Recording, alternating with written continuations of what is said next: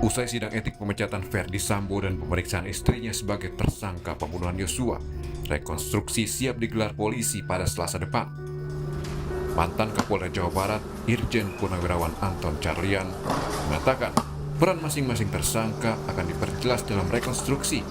Tersangka juga akan saling bertemu, sehingga polisi akan tahu jika ada yang berbohong soal kejadian pembunuhan Yosua di rumah dinas Verdi Sambo. Dengan diperankan langsung itu nanti akan ketahuan, kalau bohong ketahuan, ragu-ragu gitu kan. Nanti kan loh kata A misalkan ini dari atas gitu kan nembaknya.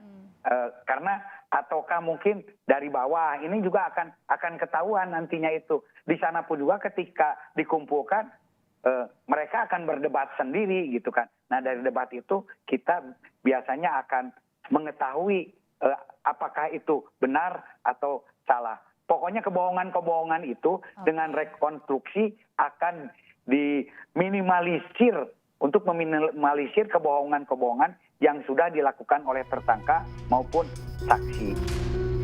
Polisi akan menghadirkan 5 tersangka dalam rekonstruksi pembunuhan Yosua yang didampingi pengacara dan turut disaksikan jaksa penuntut umum.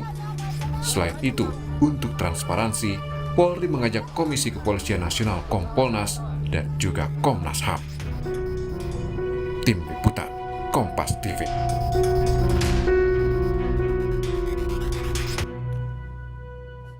Soal rekonstruksi kasus pembunuhan Yosua dilaporkan jurnalis Kompas TV Niputu Trisnanda dari rumah dinas Verdi Sambo di Duren 3, Jakarta Selatan.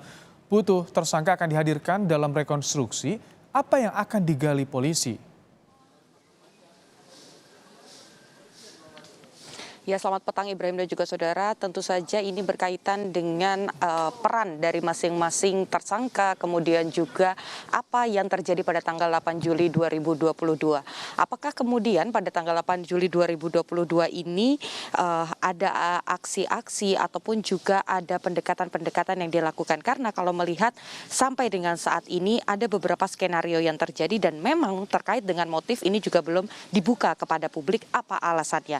Jadi harapannya sesuai juga yang disampaikan oleh Kadif Humas Mabes Polri Irjen Pol Dedi Prasetyo ini menyampaikan bahwa kalau 5 orang tersangka ini ditempatkan pada satu situasi yang sama, di satu tempat yang sama, yakni di TKP yang ada di Kompleks Polri Duren 3 Jakarta Selatan, maka harapannya nanti akan bisa ditemukan kesesuaian antara kesaksian, kemudian juga barang-barang bukti CCTV dan juga alat-alat bukti lain yang sudah disita oleh pihak kepolisian.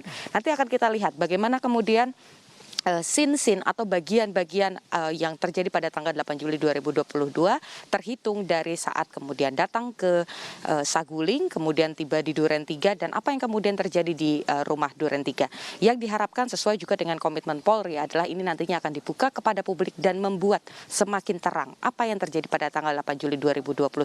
Perannya apa saja, apa yang dilakukan, kemudian apakah betul ada peristiwa penyerta yang mengakibatkan akhirnya Brigadir Yosua Huta Barat ini menutup usia dan kemudian ramai diperbincangkan kepada publik karena sempat dibalut dengan sejumlah kebohongan. Kita masih menunggu apakah kemudian akan ada perubahan-perubahan atau fakta baru yang ditemukan. Karena kalau melihat ini akan dilaksanakan pada Selasa depan rekonstruksi, tetapi sampai dengan hari ini kami lihat situasi di TKP ini memang tidak ada penjagaan yang cukup ketat Ibrahim dan juga saudara, dan justru kecenderungannya adalah sepi. Tidak ada aktivitas, tidak ada juga pihak-pihak yang keluar ataupun masuk dari kawasan TKP karena memang kami lihat masih ada polis lain, kemudian juga ada tanda-tanda yang segel yang diberikan oleh penyidik untuk kemudian menghindari agar TKP ini tetap bersih sampai dengan nanti rekonstruksi dilaksanakan. Ibrahim. Putu, bagaimana perkembangan berkas perkara Verdi Sambo di Kejaksaan saat ini? Ya Ibrahim, sampai dengan saat ini memang masih dalam tahap pemeriksaan terlebih dahulu. Apakah kemudian berkas-berkas yang diserahkan kepada jaksa penuntut umum ini sudah cukup lengkap? Karena nanti jika sudah cukup lengkap atau P21 maka nantinya akan diserahkan atau akan ada serah terima dari kepolisian ke Kejaksaan Agung mulai dari tersangka, barang bukti dan juga tentu saja nanti kejaksaan ini bisa memulai menyusun dakwaan-dakwaan untuk dibawa ke pengadilan untuk tahap yang selanjutnya. selanjutnya. Sebelumnya Kapolri Jenderal Listio Sigit Prabowo ini juga menyebut bahwa akan menjaga proses ini tetap terang benderang, terbuka untuk publik, dan juga berkas ini akan segera diselesaikan dalam waktu yang lebih singkat. Lebih lengkapnya lagi, Ibrahim dan juga saudara, berikut pernyataan dari Kapolri Jenderal. Yang jelas proses Verdi Sambo pemeriksaan sudah mendekati penyelesaian. Kita sudah melaksanakan koordinasi berkas untuk segera diselesaikan terkait dengan kekurangan-kekurangan yang ada, karena berkas sudah kita kirim. Tinggal kita menambah beberapa yang kemarin kita tetapkan untuk obstruction of justice. Tentunya ini sekarang sedang berproses, tapi untuk kasus utamanya Pak FS sendiri saat ini sudah mendekati lengkap ya. Tinggal kita lihat minggu depan kalau sudah dinyatakan oleh jaksa selesai, artinya berkas sudah bisa kita limpahkan. Sementara yang lain terkait dengan obstrak dan kasus-kasus yang memang saat ini sedang berproses akan menyusul kemudian.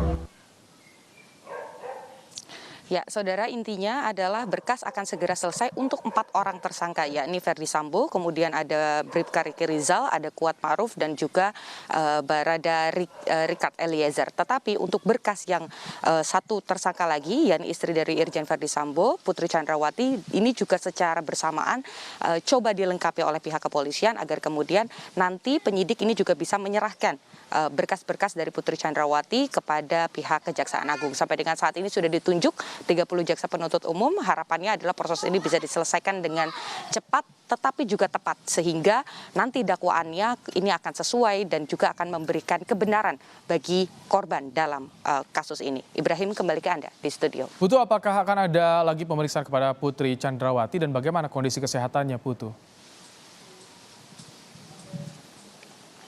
Ya, seperti yang juga sudah disampaikan, nanti pada tanggal 31 Agustus 2022 penyidik ini juga akan kembali memanggil Putri Chandrawati untuk melanjutkan, karena sebelumnya setelah diperiksa selama 12 jam Putri Chandrawati ini masih disebut belum memberikan seluruh keterangannya. Artinya memang mengingat bagaimana kondisinya beberapa waktu lalu sempat izin sakit selama 7 hari, meminta waktu untuk beristirahat, kemudian juga dari pihak penyidik Barreskrim Polri ini juga terus berkonsultasi terkait dengan bagaimana kondisi dari psikis Putri Chandrawati. Jadi memang sempat ditahan, dihentikan sementara dan akan dilanjutkan kembali pada tanggal 31 Agustus 2022.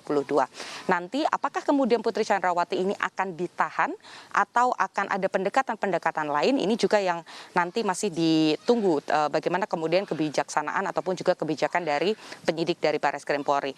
Rencananya 31 Agustus 2022 akan diperiksa kembali. Sampai dengan saat ini tadi saya mencoba mengkonfirmasi kepada pihak kuasa hukum dari Putri Chandrawati, menyebut bahwa pihaknya masih akan bersikap kooperatif. Jadi artinya kalau bersikap kooperatif akan datang ke Barreskrim Polri dan juga memberikan kesaksian sejujur-jujurnya. Itulah harapan bukan hanya dari publik tapi tentu saja harapan dari keluarga Brigadir Yosua Huta Barat. Ibrahim. Baik, terima kasih Niputu Trisnanda untuk laporan Anda.